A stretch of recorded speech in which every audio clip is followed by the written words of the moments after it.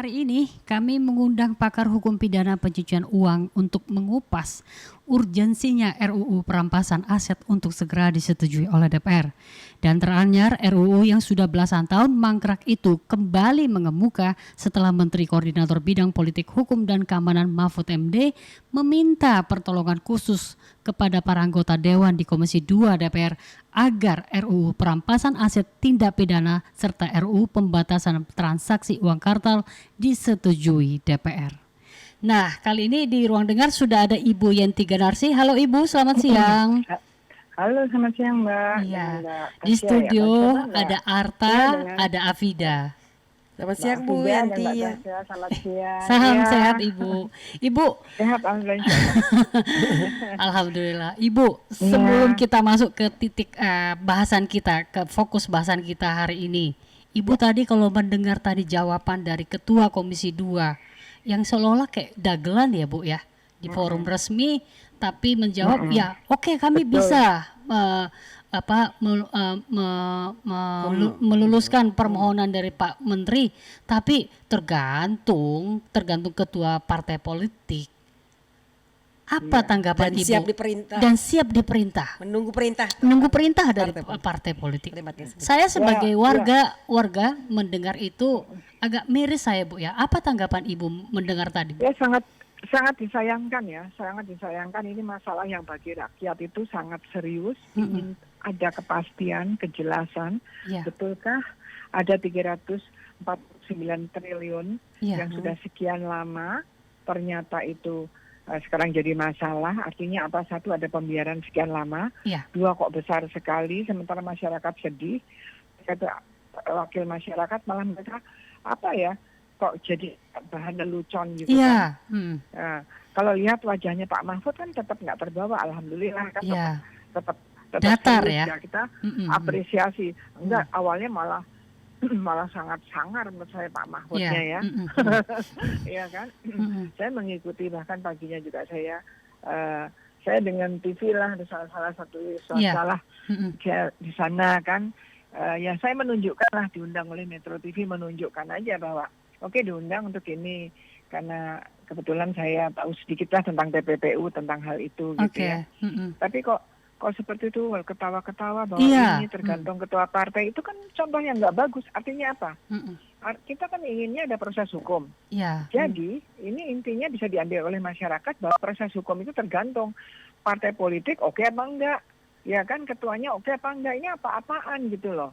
Artinya legislatif kok mau ikut cawe-cawe dengan masalah penegakan hukum. Padahal presidennya mengatakan ketika ada proses hukum silahkan jalan gitu kan. Bahkan beberapa ketua partai, ini anggota kami sudah terlibat, termasuk kemarin terakhir Nasdem ya, yang suaminya bupati itu kan, ya itu proses hukum kami hormati kan, harusnya begitu. Terus jangan untuk dagelan kita nonton sampai jam 11 malam ngantuk-ngantuk puasa ya kan. Dagelan seperti itu. Lebih banyak kelihatannya kalau forum begitu, kalau mau ketawa-ketawa ya nggak usah terbuka untuk umum lah, silahkan ketawa-ketawa sendiri. Tapi kalau terbuka untuk umum, tolong masyarakat itu juga disuguhi yang edukatif gitu ya. Yang benar, ternyata betul gitu ya. Bukan terus ketawa-ketawa, walaupun banyak dari anggota DPR yang kemarin itu saya apresiasi. Saya apresiasi karena ketika awalnya saya juga ingin objektif aja. Ketika awalnya Pak Mahfud dan Pak Ivan seolah-olah juga sangat menekan DPR kan gitu ya, gantian marahan gitu ya, dan juga agak menggampangkan bahwa Bu Sri Mulyani salah, dibohongin anak buahnya 3,3 padahal itu adalah 35 triliun. Tapi pertanyaan-pertanyaan dari anggota DPR banyak, beberapa pertanyaan itu sangat bagus. Ya, saya sangat bagus ya mengatakan ini bagaimana, nggak bisa juga.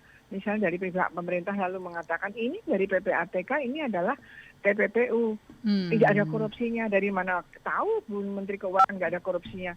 Dan aneh, ada 430 sekian triliun, hanya 3,3 yang berkaitan dengan Kementerian Keuangan, yang lain bukan. Kalau bukan, kenapa dikasihkan ke Kementerian Keuangan? Ini betul. Bagaimana juga ATK gitu kan? Jadi menyedihkan sekali ya apa tontonan-tontonan seperti itu, dan saya pikir saya terutama ya saya sedih sekali, saya alhamdulillah sudah punya kesempatan mempelajari TPPU mulai tahun 95, Mbak belum lahir. Terus 98 sampai 2000 saya mengambil mempelajari itu lebih serius lagi dengan bentuk disertasi ya, dan saya juga dikirim ke Amerika untuk mempelajari bagaimana putusan-putusannya untuk penguatan disertasi saya, karena Amerika adalah negara pertama kali yang mempunyai TPPU. Artinya ketika tahun 2003 saya sudah seorang dokter di bidang itu dan pertama kali dan sampai sekarang itu sudah 20 tahun. Kok masih belum ya, Bu? Bertanya-tanya, apa TPPU? Aduh, itu kan ini isu lama ya. Apalagi kalau beliau-beliau itu di komite yang kita juga tadinya nggak tahu ada komite TPPU juga ya. Ini juga berarti transparansi pemerintah juga kurang. Kita baru tahu ada ketua komite TPPU sejak tahun sekian, gini-gini, tugasnya apa, nggak tahu juga kan. Nah ini kan jadinya kita juga kalau ada kasus, kalau ada netizen, ada berita baru deh, kita punya komite TPPU. Ya bagaimana? Misalnya pasti akan mengatakan, Yenti aja yang kuper. Ya kan itu bukan pekerjaan saya. Lihat lembaga-lembaga, pekerjaan utama saya adalah saya hanya sekedar seorang yang belajar tentang keilmuan saja gitu ya, yang mudah-mudahan saya bersama dengan media dan dengan masyarakat itu ikut mengawal bagaimana dinamika bernegara itu berkaitan khususnya dengan kejahatan ekonomi dan terkhusus lagi dengan TPPU gitu. Ya, Ibu Yenti, tadi kita lari sedikit soal rapat RDPU Komisi 3 dengan Pak Mahmud yang sebelumnya dengan Ibu Sri Mulyani. Walaupun rapat terakhir tidak menghasilkan kesimpulan soal transaksi 349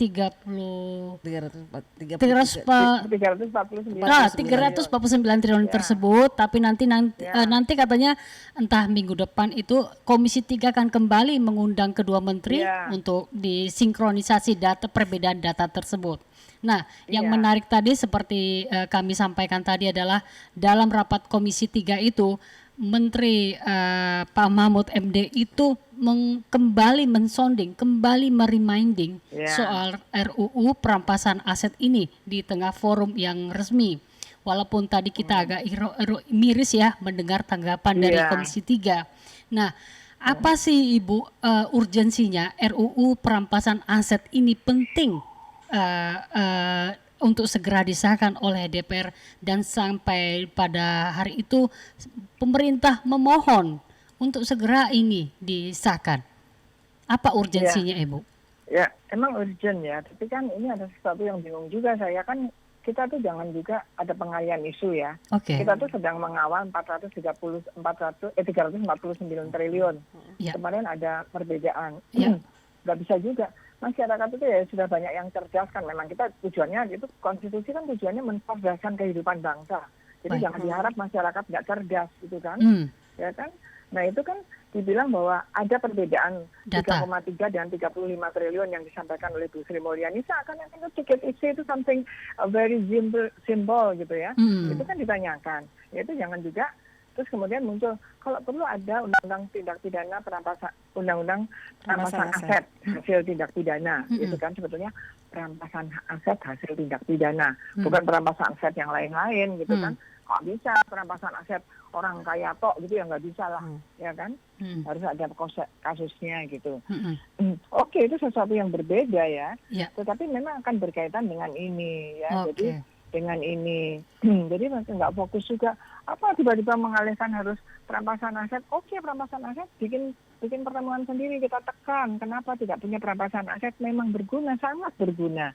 Ketika kita ingin memberantas korupsi, punya satu komitmen memberantas korupsi, apalagi saya dengar Pak Jokowi katanya kemarahan ketika 38 indeks persepsi kita turun ke 34. Iya betul. Kan marah begitu. Ya antara lain kemarahan itu kan karena ada konflik of interest dalam hal pengimplementasian kebijakan-kebijakan kebijakan-kebijakan pemerintah gitu ya, misalnya terutama dikaitkan dengan Undang-Undang Cipta Kerja waktu itu, dari transparansi itu, bahwa apapun undang-undang yang dibuat ini, tapi ada konflik of interest karena di sana ada beberapa perizinan dan juga ada masalah-masalah perizinan perusahaan, terutama ternyata perusahaan-perusahaan itu adalah dimiliki oleh orang-orang yang mempunyai kekuasaan juga gitu, yang makanya dikatakan ini ada potensi konflik interest sekali, ya gitu. Dan disebutkan juga bahwa korupsi oleh Pak Mahfud itu antara lain juga masih banyak, termasuk ketiga atau keberapa itu di DPR kan gitu ya. Betul, ya, gitu. Ya, oke. Tapi kan saya juga berpikir ya, kalau bahkan Bonyamin Maki itu bilang, udahlah kalau memang lama-lama pakai Perpu saja, kan gitu ya. Iya, kalau memang ini masih karena ada kegentingan yang darurat gitu ya. Ya. Nah, kalau misalkan Perpu jadikan bagaimana kalau RUU perampasan ini diulur-ulur tuh nggak disahkan seperti saya tadinya berpikir kan gini, saya sangat tahu tentang Perpu, insya Allah saya sangat mengikuti karena saya pernah berbicara diajak di beberapa forum nasional, forum resmi dengan Kumham dan sebagainya. Itu saya terlibat pembahasan tahun 86 ya sampai dengan 96 sampai dengan 96 sampai 2010 deh, 2006 sampai dengan 2010 ya, zamannya Pak SBY itu sudah sampai hampir jadi kok itu. Hampir jadi, tapi iya sudah hampir jadi. Jangan juga dari awal-awal lagi kan anggaran itu habis hanya untuk membahas gitu-gitu. Sudah hampir jadi. Ya, bahkan kami dengan beberapa akademisi waktu itu kami kumpul beberapa kali di Jogja di UGM, kita punya RUU tandingan gitu loh untuk dimasukkan kita kirimkan ke pemerintah untuk sekedar bahan untuk pembanding, untuk memberikan masukan gitu ya. Jadi masih banyak kok orang yang tahu gitu ya, tahu yang dulu tahu, malah jangannya membahas sekarang ini, dulu nggak concern ke situ gitu. Jadi tolonglah jangan tidak menganggap bahwa di masyarakat itu ada yang tahu, ada yang cerdas. Memang kita harus menginginkan semua masyarakat itu cerdas, bukan mereka aja yang cerdas kemudian kita tuh dikibuli, nggak gitu juga kan. Nah, jadi Ibu, poin paling awal dalam pemaparan substansi RUU perampasan aset ini apa, Bu? Sebenarnya. Ya itu kan gini, ini juga kita harus lurusin ya, kan gini, perampasan aset seolah-olah dibayangkan oleh masyarakat itu yang disampaikan ke masyarakat seolah-olah hanya sekedar merampas kalau sudah putusan pengadilan kan gitu ya.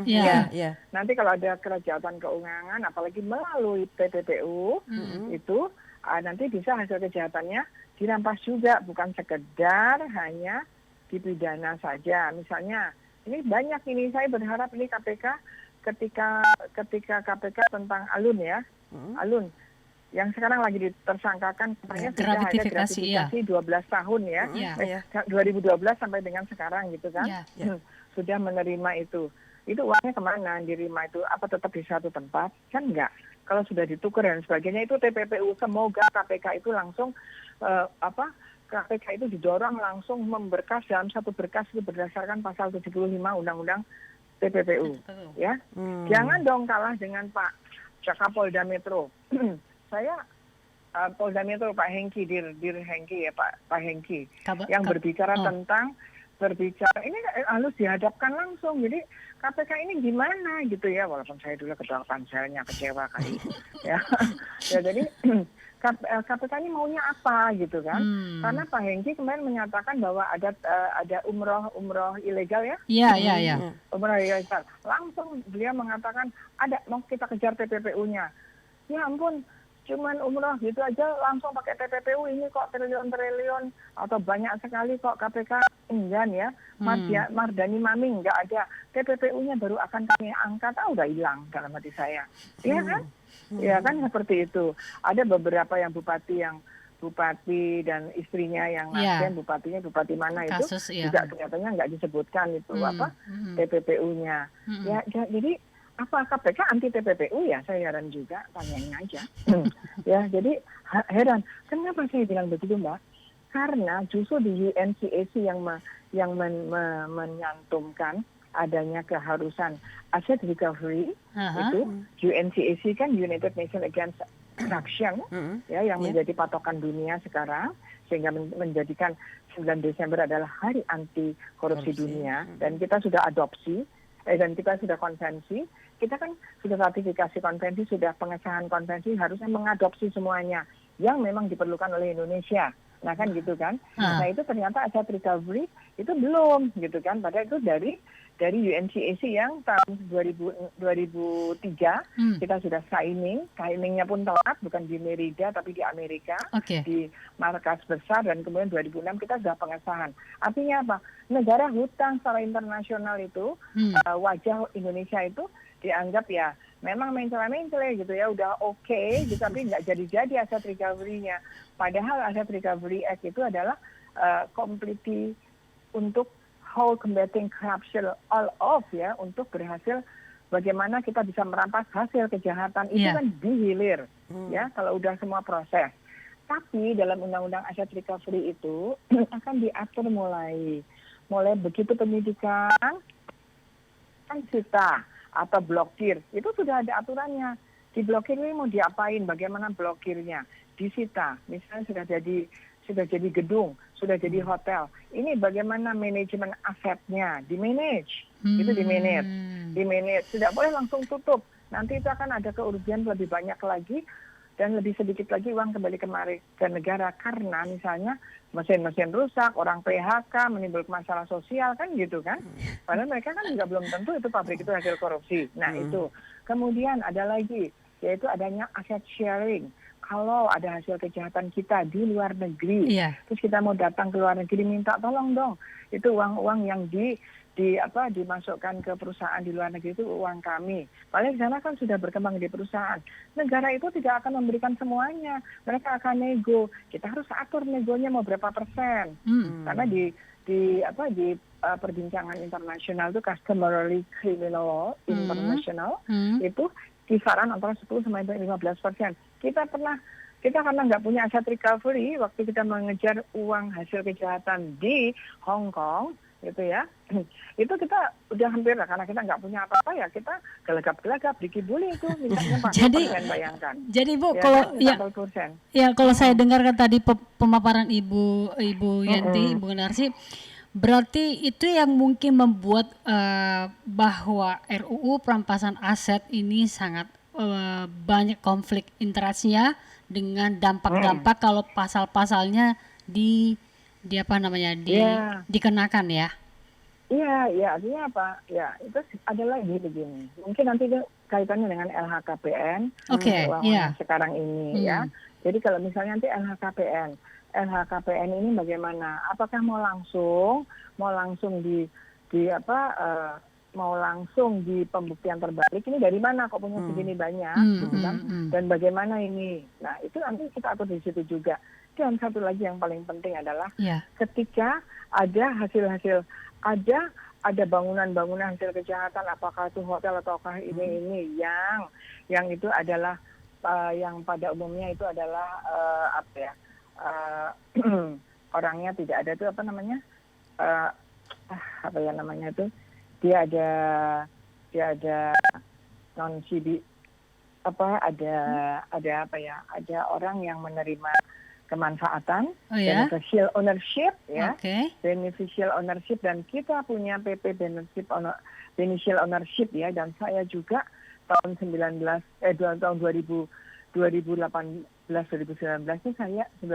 itu saya yang dapat tugas dari pemerintah untuk sosialisasi ke daerah-daerah.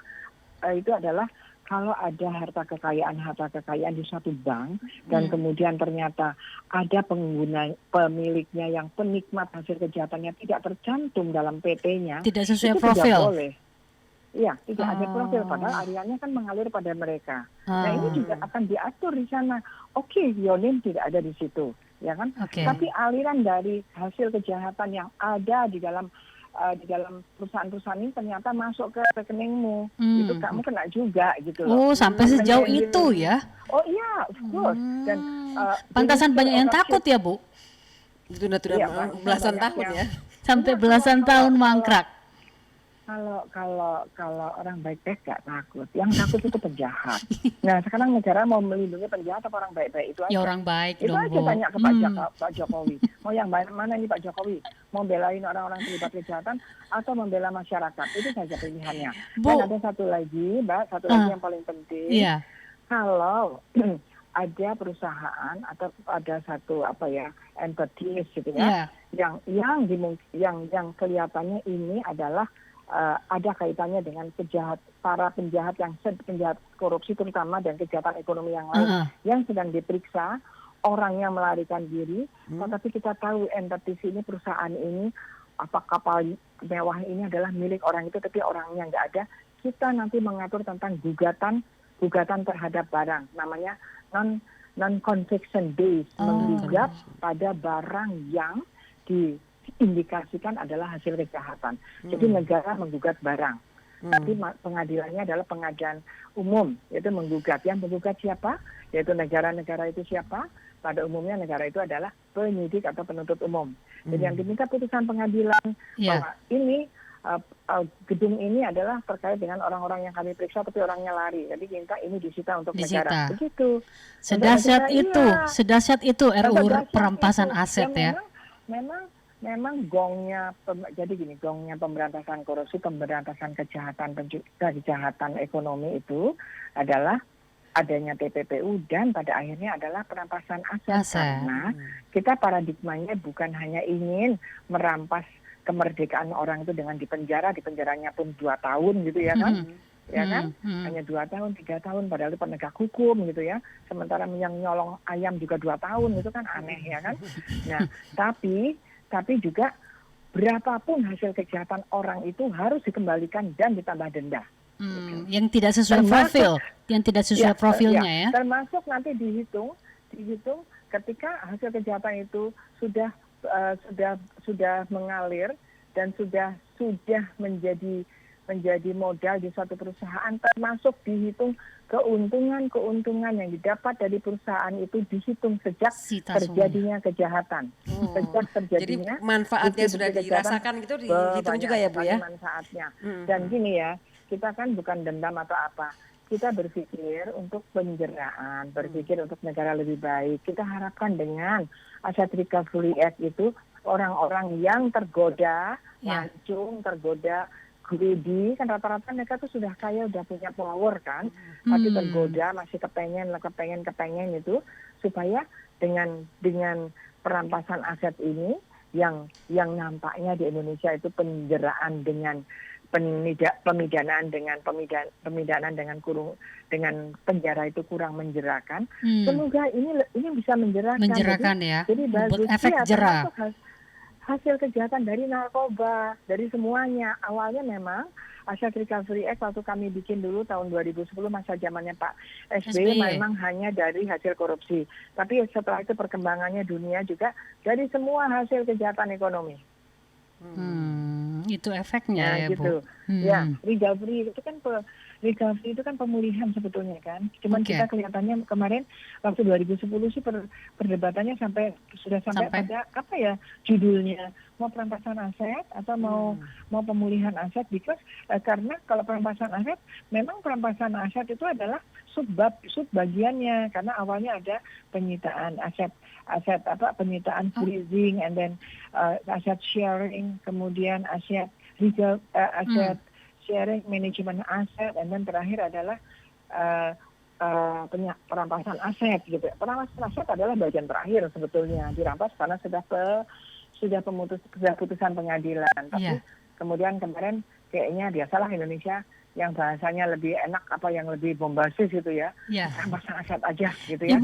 Bahasanya aja yang bombastis. Jadi secara nggak dijalankan. Secara substansi pasal-pasal sudah clear, sudah ada, dan artinya ini hanya itikat politik yang perlu dikencangkan agar itu segera lahir sebagai undang-undang, atau bagaimana Bu? Iya, ini nggak masalah dinamika politik aja. masyarakat kan nggak gitu ngerti ya. Kalau saya sendiri udah nggak begitu ngerti kok. Saya tuh bingung kok kalau politik terus terang aja. Ibu aja sudah melakukan penelitian, jadi bingung jadinya ya bertahun-tahun ya. Kalau berpikiran tentang bagaimana sikap politik, terus terang saya sudah nggak tahu mau yang mana yang mau dipercaya. Bisa jadi pagi bilang A, sore bilang B gitu kan. Suka begitu kan, gitu ya, nggak ngerti juga lah ya. Ibu Yenti, tapi secara substansi itu harus. Harus. Ibu Yenti, jika ini masih molor-molor nih RUU perampasan aset ini, kalau akhirnya karena indeks korupsi kita terus turun dan sekarang ada kasus banyak yang terbuka, kalau akhirnya Presiden mengeluarkan Perpu, bagaimana? Ya menurut saya nggak apa-apa, boleh buat ya kan, nggak bisa dong, kan Perpu, tapi nanti harus dorong Perpu itu kan. Ya kita kan harus lihat, kita semua harus punya komitmen, konsistensinya harus ada bahwa ini darurat nih kan. Sudah banyak hal-hal yang nggak bisa terbongkar. Kenapa? Contoh Jiwasraya 2009 baru terbongkar 2 tahun yang lalu kan gitu ya. Asabri dan sebagainya ada Indosuria yang nggak karu-karuan putusan pengadilannya, ya kan? Kemudian first travel yang tidak bisa mengambil harta kekayaan yang saya tahu kok waktu itu awal-awal ada di London hilang juga. Masyarakatnya kan marah, ya kan? Putusan pengadilannya juga nggak sesuai karena dalam aset recovery juga diatur bahwa putusan pengadilan kalau berkaitan dengan perampasan hasil kejahatan itu harus tidak boleh hanya kembali ke negara kalau korupsi. Harus negara itu ex officio-nya siapa? Negara itu CC-nya siapa? Negara, Menteri PUPR. Negara dikembalikannya kepada misalnya Menteri yang kayak Hambalang itu kan korban tidak punya aset recovery sehingga Hambalang itu terbengkalai kan, harusnya apapun lah sudah terlanjur. Negara punya kewajiban untuk bagaimana ini Hambalang yang sudah sekian lama ini mangkrak, ini masa dibiarkan saja. Pemulihan harta kekayaan karena sudah banyak dikeluarkan untuk Hambalang ini bagaimana? Ini akan diatur semua di sini.